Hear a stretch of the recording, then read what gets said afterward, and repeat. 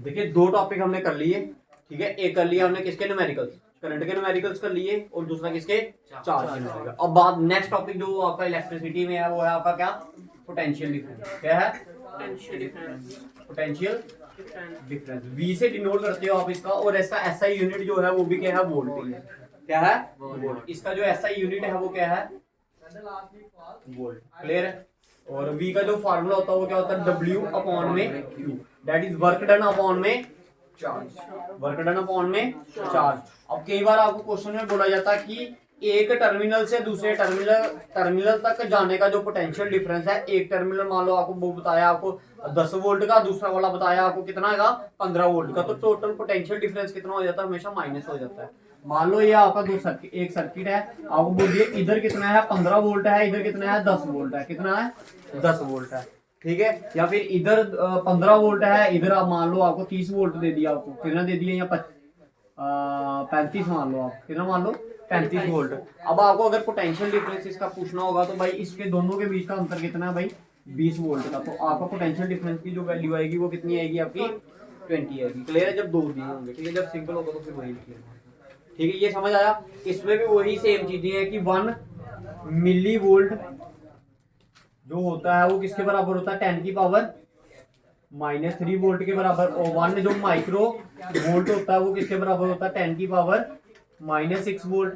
फिर 1 kg के B बोलते हैं, ठीक है, के बी, ठीक है। आपकी जो तारें वगैरह जाती है ना उसके ऊपर लिखा होता है, देखना कभी अच्छे से ध्यान से, उसके ऊपर लिखा होता है के बी। क्या लिखा होता है, के बी की इतने वोल्ट, इसमें क्या चल रहा है, पोटेंशियल डिफरेंस दौड़ रहा है। तो ये 1 के बी इक्वल टू होता है 10 की पावर 3 वोल्ट। और 1 मेगा वोल्ट जो होता है वो कितना होता है, 10 की पावर 6 वोल्ट। हमेशा याद रखना, अगर इनमें से कुछ भी अगर आपको दिया है तो पहले उसको किस में कन्वर्ट करिए, और वोल्ट में क्या करना आपने, कन्वर्ट करना, उसके बाद जाकर आपने क्या करने, आंसर निकालने। बताओ क्लियर है तक, ठीक है। अब बात करते हैं इस न्यूमेरिकल की। कहता है how much work is done. कहता बताओ कितना वर्क। बेसिकली पोटेंशियल डिफरेंस का मतलब क्या होता है, एक यूनिट पॉजिटिव चार्ज को उठाकर लाना कहां से, एक पॉइंट से दूसरे पॉइंट तक, उसी को आप क्या बोलते हो, पोटेंशियल डिफरेंस। कि आपने उस चार्ज को उठाकर इधर लाने में कितना काम किया, वही आपका क्या होता है, पोटेंशियल डिफरेंस होता है। तो इधर आपको बोला वर्क डन निकालने के लिए, क्या निकालने के लिए, वर्क डन। तो आपको पता है V इक्वल टू क्या होता है, W अपॉन में Q। अब V की वैल्यू क्या दी है इधर, 15 वोल्ट। ये आपने सब कुछ गिवन में लिखना है पहले आपने, ठीक है। अब 3 कूलम चार्ज है तो Q की वैल्यू क्या आ गई, 3 की, ठीक है। अब कहीं जगह पर वो क्या दे देगा, नंबर ऑफ इलेक्ट्रॉन दे देगा। अगर नंबर ऑफ इलेक्ट्रॉन दे दिए तो Q की वैल्यू क्या पुट करोगे आप, एन, तभी तो आपका वैल्यू निकलेगी ना। तो अब आइए बात करते हैं। देखो ये V की वैल्यू कितनी थी, V इक्वल टू क्या, W अपॉन में W। V की वैल्यू क्या है, 15 वोल्ट इक्वल टू क्या, W अपॉन में Q। Q की वैल्यू 3, ये 3 इधर डिवाइड करा जाएगा तो मल्टीप्लाई 3 इंटू 15 किया तो कितना आया, 45 वर्क आ गया आपका। भाई वर्क का ऐसा यूनिट क्या होता है, जूल। याद रखना, एनर्जी और वर्क का दोनों का ऐसा यूनिट क्या होता है, जूल। और इनके साथ आपने यूनिट लगाने हैं यहाँ से, क्लियर है, ठीक है। अगर कहीं जगह पर ये ऐसा लिखा होगा ना, जे ऐसे करके, जे और सी के ऊपर माइनस ऐसे करके, तो ये किसका यूनिट होगा भाई। या फिर कई जगह ऐसा लिखा होता है ये ऐसे करके, ये किसका मेजरमेंट का यूनिट है।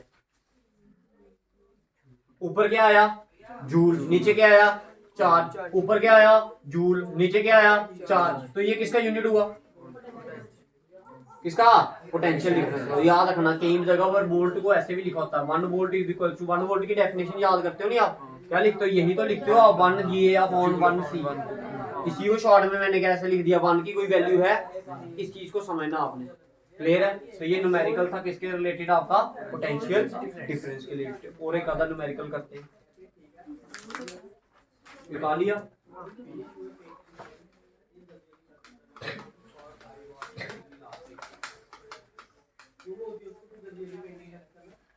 देखो, how much work is done in moving a charge of 2 coulomb. How much work is done in moving a charge of 2 coulomb from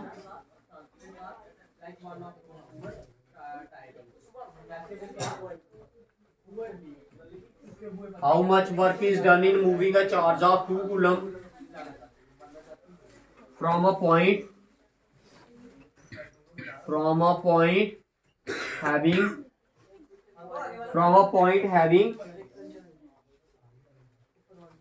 volt 118 volt to a point at 128 volt. Clear है? अब आपको gain क्या निकालना, work done नहीं निकालना है, लेकिन इधर पोटेंशियल डिफरेंस की दो वैल्यू दी है कि 128 दी है, दूसरी कितनी दी है आपको 118। तो इसको हम ऐसे करते हैं डेल्टा बी, ये आ गया डिफरेंस बिटवीन द 2 पॉइंट। ये क्या आ गया, डिफरेंस बिटवीन द 2 पॉइंट। पहला वाला मैक्सिमम पॉइंट क्या है 128 माइनस 118, तो कितना आ गया ये 10 वोल्ट का काम होगा। क्लियर है? और वोल्ट का फार्मूला क्या होता है, वर्क डन अपॉन में चार्ज इक्वल टू क्या आ गया, क्या वैल्यू है इसकी 10। क्लियर है? वर्क डन की वैल्यू निकालनी थी, चार्ज कितना दी है 2 कूलम इक्वल टू क्या 10। तो वर्क की जो वैल्यू आई वो कितनी आई 10 इंटू 2, तो कितना आ गया ये 20 जूल काम करना पड़ा। तो क्लियर उठा ली।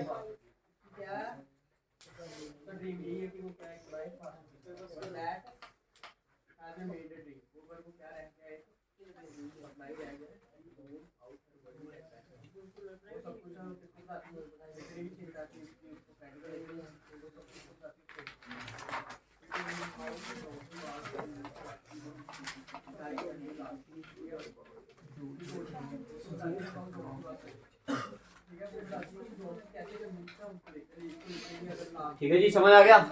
क्लियर है? तो ये थे पोटेंशियल डिफरेंस के रिलेटेड। अब आपको पता पोटेंशियल डिफरेंस भी पढ़ लिया, करंट भी पढ़ लिया। अब दोनों को अगर कंबाइन करेंगे तो क्या बनाएगा ये ओम्स लॉ। क्या बनाएगा ओम्स लॉ।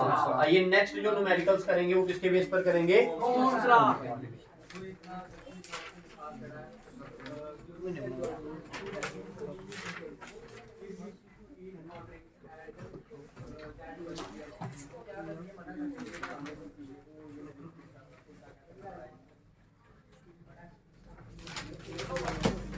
देखिए जी, बात करेंगे किसके बारे में, ohms law.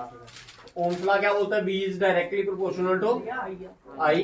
V is equals to क्या IR, where R is the resistance of a conductor. और R का जो SI यूनिट होता है वो क्या होता है, ओम। क्या होता है ओम। वो कई जगह पर उसको ऐसे करके भी लिखा जाता है। क्लियर है?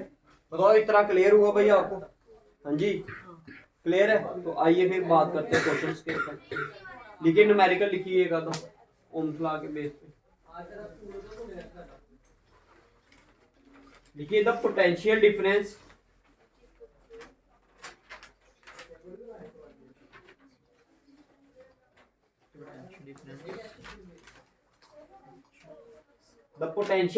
between the terminal, the potential difference between the terminal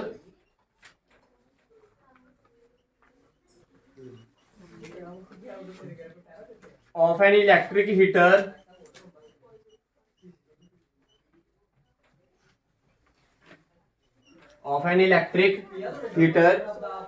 is 75 volt. Is 75 volt. लिखा comma when it draws a current of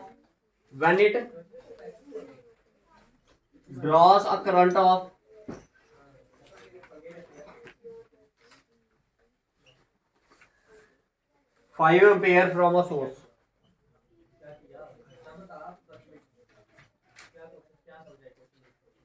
When it draws a current of 5 ampere from a source. देखिए what current will the heater draw, what current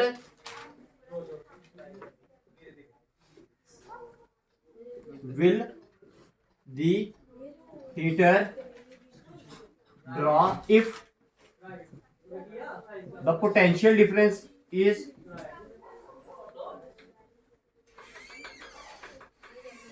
increased to, if the potential difference is increased to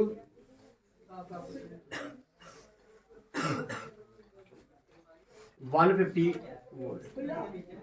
देखिए कहता है एक heater है, उसके terminal के cross कितना potential difference दिया आपको, कितना दिया आपको, कहा गया 75 वोल्ट। बाकी पहले वाला जो पोटेंशियल डिफरेंस है वो कितना है आपका 75 वोल्ट। बताओ क्लियर है। और कितना करंट भाग रहा है उसमें से भाई, आई की वैल्यू क्या है उसमें 5 एम्पियर। ठीक है, कहता है अगर आप उसका क्या कर दोगे, बढ़ा दोगे क्या उसका, अगर पोटेंशियल डिफरेंस को बढ़ा दोगे कितना वोल्ट पे, 150 वोल्ट पे, तो बताओ उसमें करंट कितना तेज हो जाएगा। तो पहले आपको क्या चाहिए, रेजिस्टेंस निकालना पड़ेगा। तो भाई इधर आपको V भी दिया, I भी दिया, तो R की वैल्यू निकल जाएगी, क्योंकि by Ohm's law V is equal to क्या, IR। V की वैल्यू कितनी दी है भाई, V की वैल्यू 75, I की वैल्यू 5 इंटू R। देख 5 1 का 5 के टेबल में 75 कितने का आएगा, 15 का, कितने का 15 का। तो करंट कितना है, सॉरी रेजिस्टेंस कितना है आपका 15 ओम। बताओ क्लियर है भाई। R की वैल्यू कितनी आई 15 ओम। ठीक है, R भाई R की वैल्यू चेंज नहीं होती। आप बोलते हो नहीं V is directly proportional to I, फिर आप प्रोपोर्शनलिटी का साइन हटाते हो, where R is the constant of proportionality, बोलते हो नहीं, बोलते हो। दैट मीन R की वैल्यू चेंज नहीं होगी। जब R की वैल्यू आपकी चेंज नहीं होगी तो इधर R कितना, अगर आपका 15 है तो उधर भी R कितना रहेगा आपका 15 ही रहेगा। समझ आया। अब R आपका 15 है, ये दूसरा वाला केस आ गया। देखो R कितना आपका 15 ओम, और V की वैल्यू कितनी दी है 150, कितनी दी है 150। और V की वैल्यू क्या होती है, V equal to IR। V की वैल्यू 150, I की वैल्यू निकालनी है, R की वैल्यू 15, 15 एक का, ये कितने का 10 का। तो कितना करंट होगा 10 एम्पियर का करंट। बताओ क्लियर है। करंट कितना हो जाएगा 10 एम्पियर। उसने पूछा था कितना करंट बढ़ जाएगा, तो हमें बता देगा। कई बार बोल देता करंट बता देगा, आपको पोटेंशियल डिफरेंस पूछ लेगा तो आप पोटेंशियल डिफरेंस निकाल। ठीक है, तो ये दो टॉपिक हो गया आपके भाई। अब इसके बाद आता है जो टॉपिक आपका, वो कौन सा आता है, रेजिस्टेंस इन सीरीज और पैरेलल के बेस पे numerical.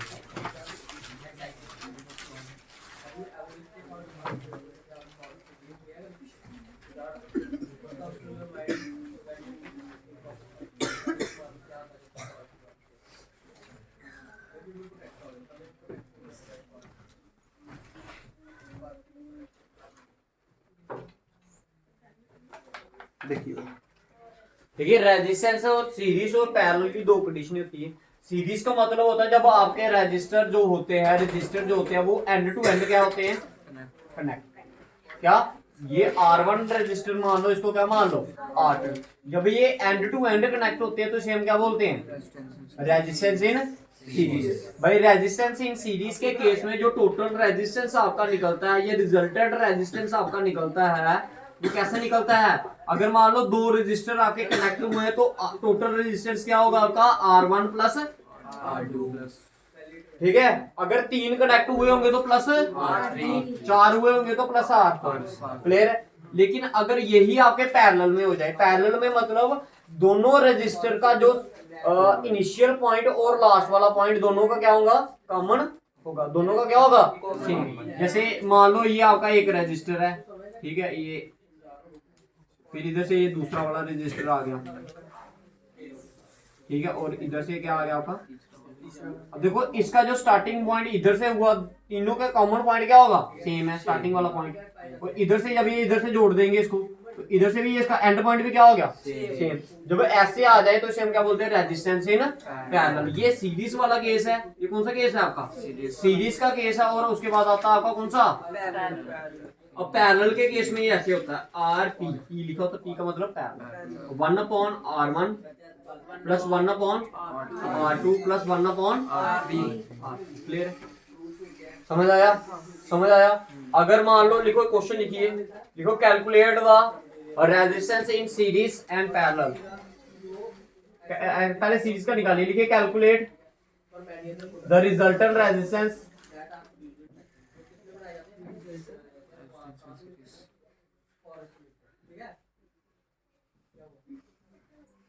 of 4 resistors connected in series। वो 4 रजिस्टर कौन कौन से हैं आपके, देखिए 4 ओम, 8 ओम, 10 ओम और 20 ओम।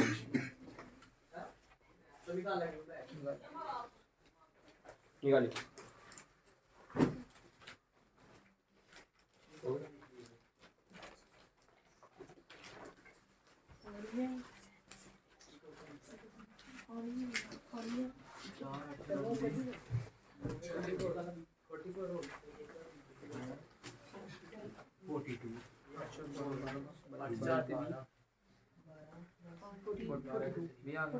देखिए अब आपको पता है सीरीज में बोला है, तो सीरीज में तो आपको पता है सिंपल आप प्लस करते हो उनको, तो आर एस का फॉर्मूला जो होगा वो क्या होगा, कितने रेजिस्टर हैं ये 4, तो रहेगा R1 plus R2 plus R3 plus R4, तो करो ऐड इनको 4 प्लस 8 12, 12 और 10 कितना 22, 22 और 20 42।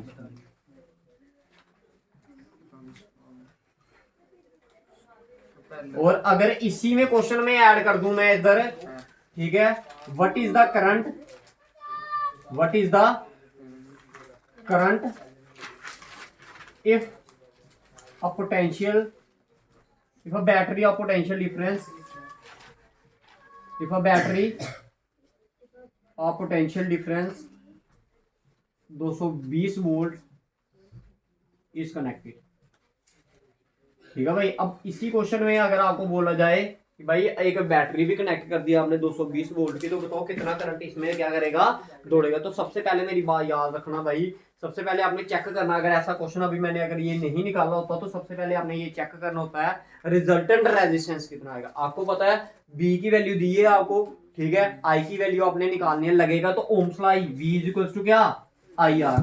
लेकिन आपको पहले ये पता होना चाहिए कि जो ये आर है ये सीरीज में है या फिर किसमें है, पैरेलल में है। अगर सीरीज में होगा तो सीरीज वाला फार्मूला लगाकर पहले आर की वैल्यू निकाली, अगर पैरेलल में होगा तो फिर पैरेलल वाला फार्मूला लगाकर आपने आर की वैल्यू। अब आपको पता सीरीज में था तो आर की वैल्यू आपने सिंपल सिंपल प्लस कर ली, बी की वैल्यू क्या थी 220 वोल्ट इक्वल टू आई की वैल्यू क्या है 42 इंटू आर, ठीक है। ये 42 इधर मल्टीप्लाई कर रहा है, इधर आएगा तो divide 220 divided by 42 equal to क्या आर। दोनों किसके टेबल में आएंगे 10 के टेबल में, सॉरी 2 के टेबल में, 110 का ये 2 के टेबल में 21 का। अब ये कटेंगे नहीं, कटेंगे तो उसको डिवाइड कर लेना, पॉइंट में आंसर आएगा आपका, ये आएगा 110 अपॉन 21 ओम। अब क्लियर है, पॉइंट में कन्वर्ट कर लेना। समझ आया, समझ आया भाई, बोलिए, ठीक है। अगर इसको क्या बोला होगा आपको, अब यही क्वेश्चन अगर मैं इस सीरीज की जगह पर क्या कर दूं पैरेलल, तो फिर निकालिए आंसर क्या होगा इसका।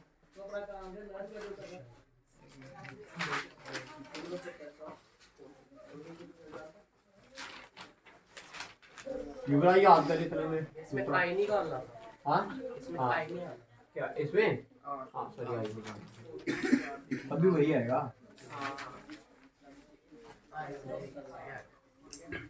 आई की जगह वोल्ट की जगह क्या आएगा एम्पीयर, 110 बाई 21 एम्पीयर।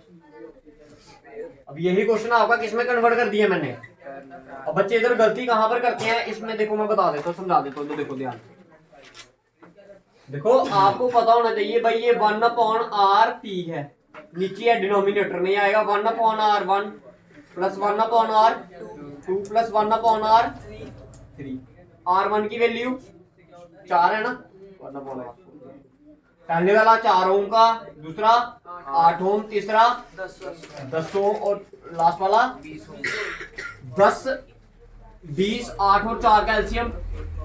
सबसे छोटा नंबर जो इन सभी के टेबल में आता है वो कौन सा है भाई। एलसीएम निकालने का सबसे आसान तरीका क्या होता है, आपने सोचना है कि कौन सा ऐसा नंबर है जो इसके टेबल में भी आता है, इसके टेबल में भी आता है, इसके टेबल में भी आता है और इसके टेबल में भी आता है 40। तो इनका एलसीएम भी क्या होगा 40 ही होगा, ठीक है। निकालने से अच्छा ऐसा सोचा करो थोड़ा सा, ताकि एलसीएम जल्दी निकले। ये आ गया 40, जो इधर फर्स्ट टर्म मल्टीप्लाई बाय 40 किया, 4 1 का 1 कितने का 10 का, इधर क्या आएगा 8 1 का, इधर 40 से मल्टीप्लाई किया तो कितना आएगा 5 का,